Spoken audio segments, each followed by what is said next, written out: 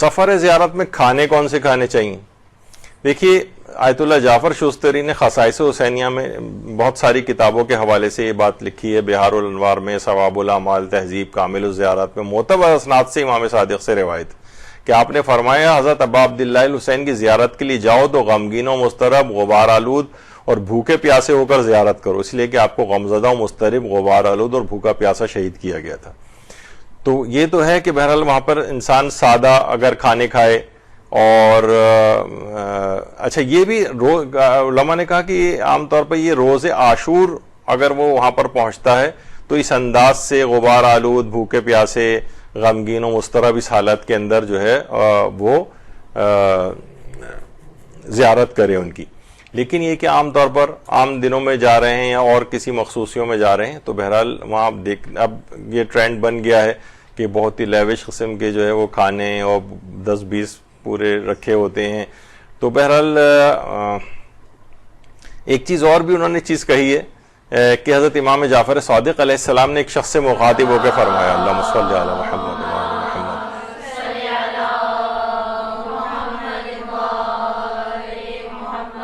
کہ تم زیارت کے دوران اپنے ساتھ دسترخوان لے جاتے؟ اس نے کہا جی ہاں۔ آپ نے فرمایا جب تم اپنے ماں باپ کے قبور پر حاضر ہوتے ہو تو ایسا نہیں کرتے؟ اس شخص نے آپ سے سوال کیا زیارت کے دوران پھر میں کیا کھا سکتا ہوں؟ آپ نے فرمایا دودھ یا لسی کے ساتھ روٹی کھاؤ، یعنی سادہ غذا تناول کرو۔ تو وہاں جا کر بہت زیادہ ایک چیز یہ ہوتی ہے، بہرحال اب وہ دوسرے لوگ اس کو آپ نے جو پیسے دیے ہوتے ہیں اسی میں ہی وہ لوگ خیال رکھ رہے ہوتے ہیں، پھر وہ ان لوگوں کا بھی کہنا ہوتا ہے کہ اگر ہم سادہ چیز رکھیں تو یہی لوگ ہم پر اعتراض کرتے ہیں کہ بھائی یہ سارے پیسے ان لوگوں نے کھا لیے ہیں، یا ہمیں مثلا یہ سادی چیز جو ہے وہ دال روٹی جو ہے وہ پٹر کھایا جا رہا ہے، اور لوگ تو لوگوں کے اعتبار سے بھی پھر یہ چیز ہوتی ہے وہاں پر۔ اور آیت اللہ شیخ جعفر شوستری فرماتے ہیں امام صادق نے فرمایا کہ مجھے بتایا گیا ہے کہ کچھ لوگ زیارت حسین کے لیے جاتے وقت اپنے ساتھ دسترخوان لے جاتے ہیں جس میں حلوہ اور لذیذ کھانے رکھتے ہیں، جبکہ وہ اپنے اعزاء و اقارب کی قبور پر بھی حاضر ہوتے وقت ایسی چیزوں کو ساتھ نہیں لے جاتے۔ یعنی امام نے اعتراض کیا کہ اپنے ساتھ ایسے کھانے لے کر جانا، حلوے لذیذ کھانے، تو ظاہر کے لیے مناسب نہیں کہ وہ اپنے ساتھ لے کر جائے، لیکن اس میں یہ ہوتا ہے جیسے ہم اربعین پہ جاتے ہیں تو جناب وہاں پر کسی بھی جگہ جو چکن ٹکا مل رہا ہے تو کسی جگہ جو ہے کہا جاتا ہے نا کہ وہاں کے لوگوں کی ایک عجیب و غریب اربعین پہ کروڑوں لوگوں کا چھوٹے سے شہر میں آنا، رہنا، کھانا پینا، عبادت و مراسم اعزاء انجام دے کر بغیر مشکل کے اپنے وطن چلے جانا، اور وہاں کے مقامی باشندوں کو عقل انسانی کو حیران کر دینے والی میزبانی ایک معجزے سے کم محسوس نہیں ہوتی۔ یعنی معجزہ کی اچھا وہ عام جو عراقی ہیں وہ اربعین سے پہلے اور اربعین کے بعد ایسے نہیں ہوتے، یہ اس روز ہی کی خصوصیت کچھ ایسی ہوتی ہے، یعنی جب یہ ایونٹ چل رہا ہوتا ہے اربعین کا کہ وہ اتنا زیادہ ان دنوں کے اندر مہمان نوازی کر رہے ہوتے ہیں،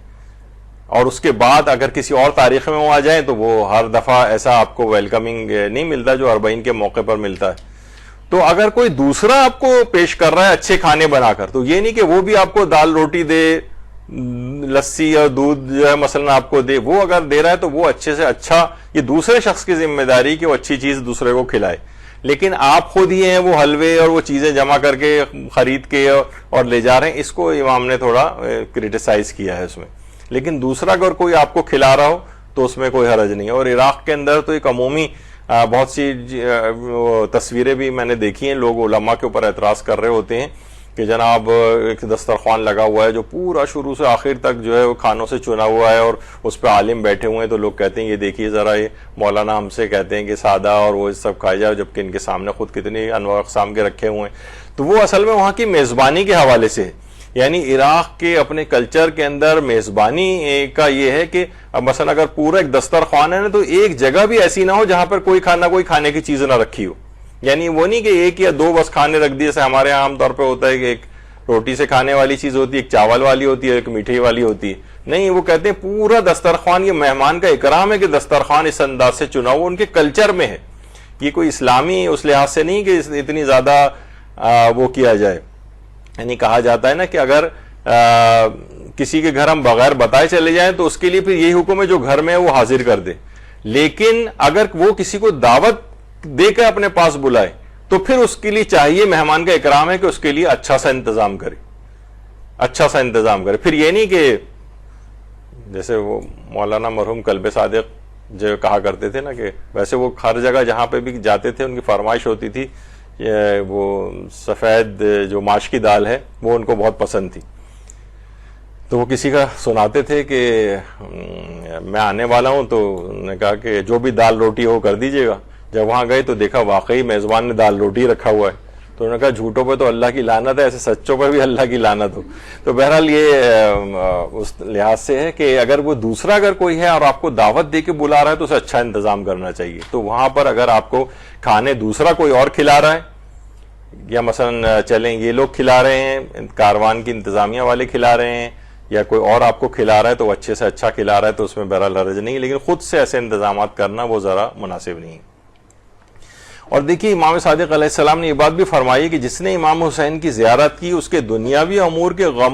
غموں میں وہ اس کے لیے کافی ہو جائے گا, اور یہ عمل بندے پر رزق کو کھینچ کر لے کر آئے گا. یعنی خود امام حسین کی زیارت رزق کو بہت وسیع کرتی. یہ صرف وہی نہیں کہ وہیں پر آپ کو اچھا کھانا مل رہا ہے, بلکہ ہر طرح کا مادی اور معنوی رزق, یہ خود امام حسین کی زیارت کی خصوصیت ہے کہ وہ رزق کو کھینچ کر لے کر آتی.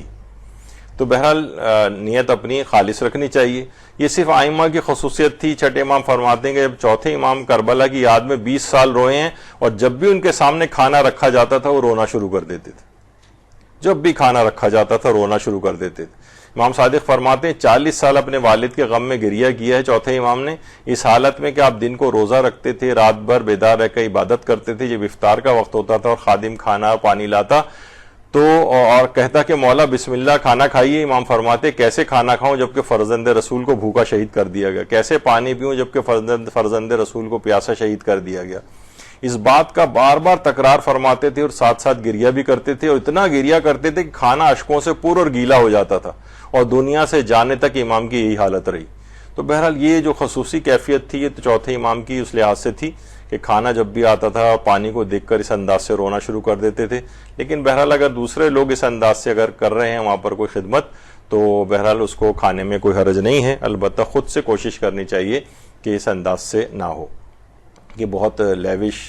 یعنی خود سے کوئی ایسا اہتمام کرنا اسے معیوب سمجھا گیا ہے.